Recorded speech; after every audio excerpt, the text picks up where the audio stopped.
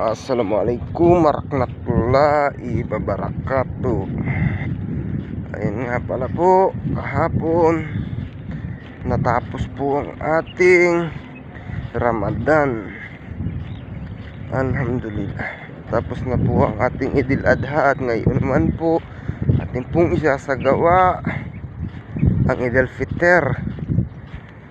Alhamdulillah. Kahit po medyo mahirap yung ating kalagayan, kahit po tayo ay nagraramadan o nagpapasting, pero ginagawa pa rin po natin magbalagwit ng tubig. Kahit po medyo mahirap, talagang grabe po ang uhaw, gutom, pero ay kailangan po natin mag-ayuno. Kailangan po magsadaka, magkawang gawa. Inshallah, ayan. May tubig na naman po yung ating dadaanan. Ayan, dyan po tayo nadaan sa palaisdaan na yan, papunta po rin sa Higiban. Tapos ito naman po, yan, bahay na ito po ay matanda na rin po itong bahay na to. Bahay po nang nawalang nanay siling.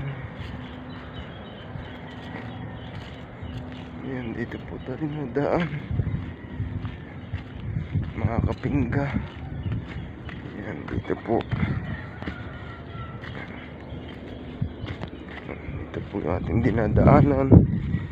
Ito po ng bangka na ito, kasko.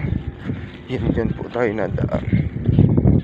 Medyo mahirap lang po ang daanan, kasi kunting maling hakbang pwede ka pong mabalian o mapilayan. Yan, pupunta po tayo ulit doon para magkuha ng mga galon sa ating mga iniigban. Hanggang dito na lamang po. Assalamualaikum warahmatullahi wabarakatuh.